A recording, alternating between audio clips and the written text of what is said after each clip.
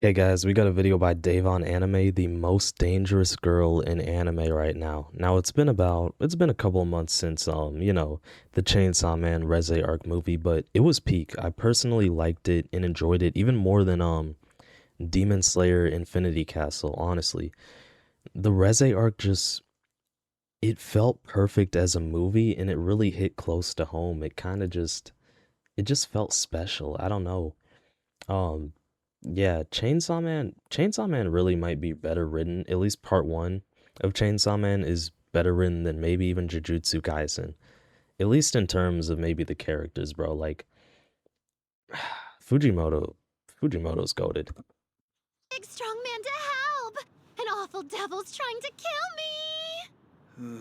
2025 has been a historic year for the anime industry. We've seen heavy hitters like Ufotable dominate the box office, with Demon Slayer Infinity Castle, which pulled in Yeah, over staggering $500 million. yeah. Now Infinity Castle obviously made more money than Chainsaw Man Reze arc because Demon Slayer is more popular. It is more mainstream. But in terms of quality, I mean, Reze arc was better written, 100%. Okay, I'm sorry. The animation here was actually peak though, and I really loved Shinobu's writing. I read the manga. I read Demon Slayer's manga like 4 years ago. And bro, Shinobu's backstory with her older sister, it's all just peak. Like Shinobu is kind of one of the best written characters in Demon Slayer, I'd say. Like she just had a lot of depth to her character. I don't really know what else to say.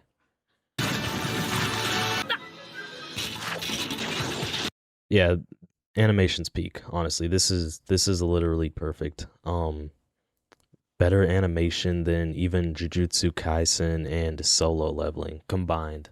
And Studio Bones keeping the world's attention fixed on the massive. My Hero Academia, bro. Season 8 was peak. The final season, peak, bro. I don't even know what I want to win the anime awards between My Hero Academia Season 8 and Gachi Akuta because both of those, bro, Gachi Akuta is peak. But so was My Hero Academia, the ending Season 8. Like, I really don't know what I want to win the anime awards. And it's like, Kei Rana, I'm pretty sure she's the mentee, and she's even been, like, praised by, the author of Fire Force, I believe, or Soul Eater. Like, she worked under the Soul Eater or Fire Force author. And, yeah, Kei Rana, she knows how to write. Um, Low key the next Fujimoto. But I feel like I have to slightly lean towards My Hero Academia season 8 winning the anime awards just because My Hero Academia has been around for so long and Gachi Akuta is still relatively new. Conclusion of My Hero Academia. Both were peak though. Gachi Akuta season 1, the first 24 episodes, core 1 and core 2, both peak. My Hero Academia season 8, peak. Like literally. I would probably give the slight edge to My Hero Academia, as I said. My Hero Academia season 8, I would rate that like 10 out of 10. Gachi Akuta, I would give it like an 8 out of 10, maybe 9 out of 10. Everywhere you look, modern studios are pushing the limits of what animation can do.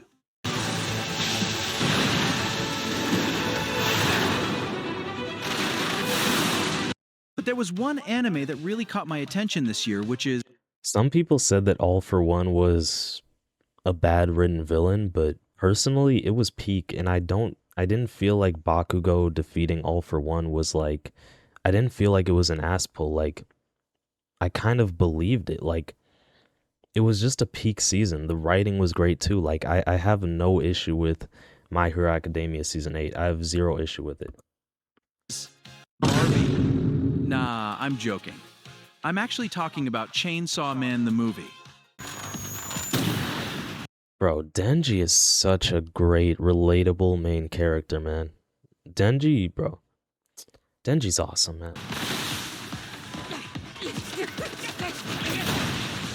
We're Denji is the only new mainstream shonen anime protagonist that is better written than Yuji Itadori, right?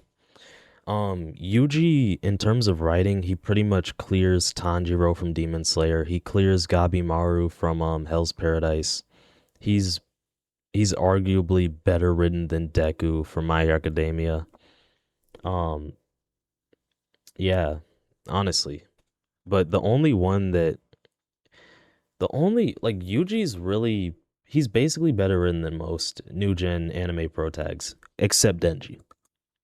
Breaking down why With the sole exception of Denji, of course. this movie is a storytelling masterpiece, we aren't just looking at the high-octane animation from Mappa. We're diving into the psychological vulnerability of Denji, the unpredictable introduction of one of Bro, it's crazy. Denji's always the one getting rizzed up, either by Makima, by Himeno, by Reze. Oh my god, bro. anime's most fresh personas and why this specific arc is being hailed as a nominee for the best of 2025. I love you. I'm so angry at the Chainsaw Man ending. I truly hope that Fujimoto is trolling and there's gonna be a part 3. I really wanted Denji to just kind of meet Reze again and probably end up with, end up with Reze, but I mean, hey man, that's what happens when you decide to just ruin the ending for your story, man. I don't understand Fujimoto, man. But let's be honest, nobody understands Fujimoto. Didn't he try levitating or something? He's crazy. He's insane. I think Bro was given this impression from the start. Okay, back to business. To understand why the Rezi arc works, you have to look at Denji's mental state leading into it. I guess Bro is thinking how many children Denji just simping for Makima, man. he's gonna have with her. Denji isn't your typical hero with a grand dream. He's a guy driven by the It's really important not to fall into I recently learned this, but you don't want to fall into limerence. And limerence is basically when it's basically when you just kind of build this fantasy of somebody that doesn't actually exist. Like let's say a girl is nice to you in class. Like if you're a high schooler watching this, let's say a girl is nice to you in class and then you're like, "Oh, I love her," or "I'm going to marry her," or "I wonder how many children we'll have," or whatever. Like that is limerence. Like you need to really just judge who you're going to date based on reality and logic to a degree. Like you don't want to just have this fake blue pilled fantasy. I'm not even saying that I'm like red pilled or black pilled or whatever, because I know clavicular is recently blown up, but like don't be overly blue pilled and all that. most basic human desires because he was deprived of them for so long. He is incredibly susceptible to even the slightest hint of affection. How about we... Bro, it's actually, bro. Denji represents anime fans. Like, oh, a girl was nice to me, now I want to marry her. Like, bro, come on. have a drink together? Like, bro, it's so easy to rizz up Denji as a woman because all you have to do, as long as you are nice to Denji, he will fall in love with you. Boss man, over here! We've seen this before in his chemistry with Makima. The theater scene remains Okay, Makima's kind of crazy for that, because why was she sniffing him like that? one of the most pivotal moments for his character because it showed him at his most vulnerable. Ta-da! Dang it, I know what Makima's done, but I kind of wish Denji ended up with Makima a little bit now. Dang it, bro. Ah. Frick. Magic. This sets the stage for Reze. She enters the picture not as a threat, but as an answer to his loneliness. Their meeting at the cafe feels grounded and unpredictable. For the first time, it feels like Denji has found someone normal, an innocent girl who sees him for who he is, not just the monster inside him. Save me, Miss Makima. Give me strength. Otherwise, I'm gonna fall for this girl. Bro, seriously. The brilliance of this I feel like Reze is a great example of looks not being everything. Well, they do matter, of course, but like, if we're being completely honest, in terms of purely looks, Makima fairly objectively, like, Makima is kind of better looking than Reze, but Reze, she actually kind of has a better personality for sure. Like, she's normal. Makima's crazy. arc is the no filters approach to the narrative. Much like how Mushoku Tensei explores the raw, often messy obsessions of its protagonist. Like with Reze, you could actually imagine Reze being like Denji's wife if Makima didn't, kill Reze at the end of the Chainsaw Man arc movie. Chainsaw Man leans into Denji's genuine, unfiltered feelings for Reze. And screw the Angel Devil too, because Angel Devil also helped Makima. The tension builds because, as a viewer, you want. Okay, this was crazy. No, this was crazy. When she was just, bro, that's crazy. Filtered feelings for Reze. The tension builds. Like her going from this expression to her like just putting her head down and kind of leaning into like. Because, as a viewer, you. That's insane, bro. That's insane. Denji, you don't need to question if she likes you. She clearly does. Like, bro, what is this? What is this expression? This want Denji to be happy, but there's a look at his face, bro. nagging feeling that this world is too cruel for a simple love story. Rez brings a persona that feels entirely fresh to the genre. She makes the stakes feel real because she questions Denji's, and by extension, yeah, Reze, she def knows martial arts. She literally clobbered that guy. Whoever that random assassin was that she beat up on the rooftop. The viewer's entire perception of dating and trust. Then the viewer's entire perception questions Denji's, and by extension, the viewer's entire perception of dating and trust. Yup, like literally, I 100% agree. Then comes the turning point. The infamous fireworks scene. It's the peak of the romantic. No, Denji, run away. I mean, hey, at least he got a kiss, I guess. Tension. A moment where Denji thinks he's fine. Damn, bro. I mean, was Reze really faking it? Because how long would it really take to even... Reze, you weren't faking it. You were not faking it. Emily made it. I mean, bro, look how... I'm sorry. I'm not even trying to be down bad, but look how much she's leaning into it. Then comes the turning point. The infamous... Bro, look at this. Fireworks scene. She's leaning in. It's the peak of the romantic tension. A moment where Denji thinks... Look at that, and then her hands slow... He's finally made it. What the hell, bro? Only for the story to take a brutal, violent turn when she bites off his tongue. This is where the mask slips. The innocent girl setup was the... Reze is evil. Perfect trap. Not just for Denji, but for us.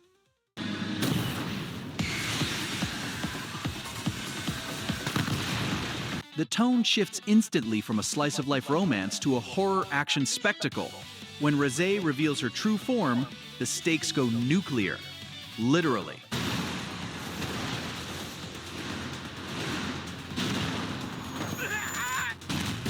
Every touch That's brutal. causes an explosion, turning city blocks into... The only thing I didn't like about the Chainsaw Man movie is I felt like they did kind of... While I'm happy to see it, I feel like truthfully it would have been better written if they kind of didn't like over-sexualize Reze and kind of just gave her proper clothing, I feel like this is a big reason why a lot of people, like, for example, Attack on Titan fans simp over Mikasa. Mikasa isn't like, she's not fan service. She's an actual well-written character who was just kind of normal. Like I get that people like fan service, but I feel like at the end of the day, it's just not really healthy to create well-written anime, Like, I feel like Reze as a villain, she should, like, be respected. She doesn't really...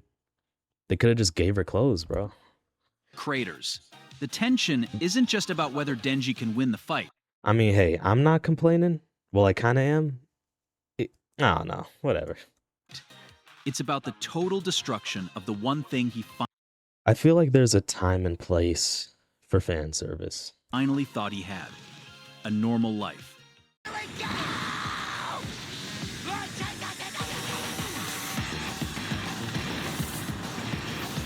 The animation is relentless. Wait, isn't Beam a shark? If Beam is a shark, how is he... Wait, how's he walking? What? I get... Okay, whatever. Whatever. The animation is relentless. It's terrifying to watch her unleash city-level destruction, yet it's undeniably beautiful in that signature Mappa style. If you haven't seen it, you're missing the pinnacle of 2025 anime. I really hope Fujimoto makes a part 3, man. Like, if we have authors like Oda literally creating 1,000 chapters, 1,000 episodes, are you really that burned out after only like 200 chapters? I mean, come on, Fujimoto. But I don't want to be a, I kind of don't want to be a, I don't want to be a hypocrite because it's like Togashi, I mean, I guess that wouldn't be me being a hypocrite, but my point is like there have been authors who simply can't make manga anymore. Um Togashi, the author of Hunter x Hunter, Hunter x Hunter has been on hiatus for 20 years now or something. And Hunter x Hunter is my second favorite anime. Maybe Hunter x Hunter is only my second favorite anime because it's never actually finished. So I'll never actually get to know the true conclusion of the story, so I can never really make a true judgment on the series, and I'll always just keep having this nostalgia and thinking that Hunter x Hunter is a peak story because I can only think of the episodes that we've already gotten, but I can't actually I'll never actually know the conclusion. I feel like that's a little bit deep, but I don't know. I mean, my favorite anime is Death Note, and Death Note ended a while ago. I got the conclusion of that. I really hope I hope we get Hunter x Hunter back soon, man, because Hunter x Hunter it literally inspired Jujutsu Kaisen. Hunter x Hunter, like the writing is insane. Meruem is like a top 5 well-written. He's like a top 5 villain in all of anime. Meruem is up there, bro. Meruem's character development was peak, and Meruem is up there with Madara Uchiha, Sosuke Aizen, Obito Uchiha, Pain or Nagato, Askeladd, Griffith. He's up there. It proves Chainsaw Man isn't just about gore. It's about the messy, explosive search for a place. He's even up there with, spoiler alert, he's even up there with Makima. I remember seeing a poll asking whether Makima or Meruem was better written, and it took me 5 seconds to pick. It took me like exactly 5 seconds. I had to think about it. I ended up picking Meruem because while Makima was a peak villain, 10 out of 10, 9 out of 10, 10 out of 10, whatever, peak, Meruem was a peak villain, but he also got character development. He got extreme character development because of his interactions with that young girl who played chess with him every day and warped and changed his ideology. Komugi. Um, Meruem absolutely peak. Like truly. This might be crazy, but Meruem might be the best written anime villain. To belong. My chainsaw! We're swimming into trouble! I'm not trying to like overly glaze Meruem. It's just he really is like he's up there. The Reze arc is a masterpiece that refuses to play it safe, cementing its spot as a top contender for Anime of the Year. It's got the heartbreak, the hype, and the staying power to dominate conversations for years.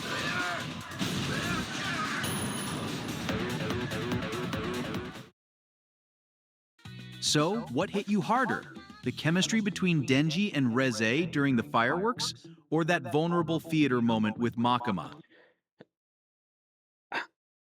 In the manga, I would say Makima, finally crying, but in terms of the anime, in terms of like the Chainsaw Man Reze arc movie, I felt like the kiss between Reze and Denji surprised me more.